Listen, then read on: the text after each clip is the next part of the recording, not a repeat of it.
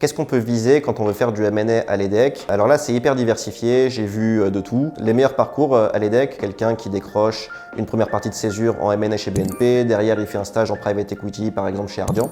Autre cas de figure que j'ai déjà vu, c'est une première partie de césure chez UBS en M&A à Lyon, donc dans l'équipe mid-cap, et derrière une deuxième partie de césure en M&A chez Bank of America. Donc vous voyez bien le type de progression qu'on peut avoir, soit on va chercher du large cap en première partie de césure et derrière on peut faire du private equity, soit on va chercher du small ou mid cap en première partie de césure et derrière on va aller chercher du large cap en deuxième partie de césure. L'idée étant à chaque fois de construire une césure qui vous donne toutes les possibilités pour votre stage de fin d'études. Ce qu'il faut retenir de l'EDEC, vous avez un campus à Nice qui travaille extrêmement bien pour vous donner des possibilités, des informations et vous préparer au mieux pour vos process, notamment sur le processus de recrutement en spring-summer. Si vous n'êtes pas intégré au campus de Nice mais que vous restez à Lille, vous pouvez quand même décrocher des super stages et opportunités en finance. Pour beaucoup de recruteurs en dehors de l'EDEC, la différence entre le campus de Lille et du campus de Nice, elle est très minime. Le plus important, c'est que vous soyez un EDEC. Si vous faites les choses bien, si vous faites un bon networking, si vous travaillez bien vos entretiens, vous réussirez à décrocher des opportunités. Et j'en connais des EDEC qui sont restés à Lille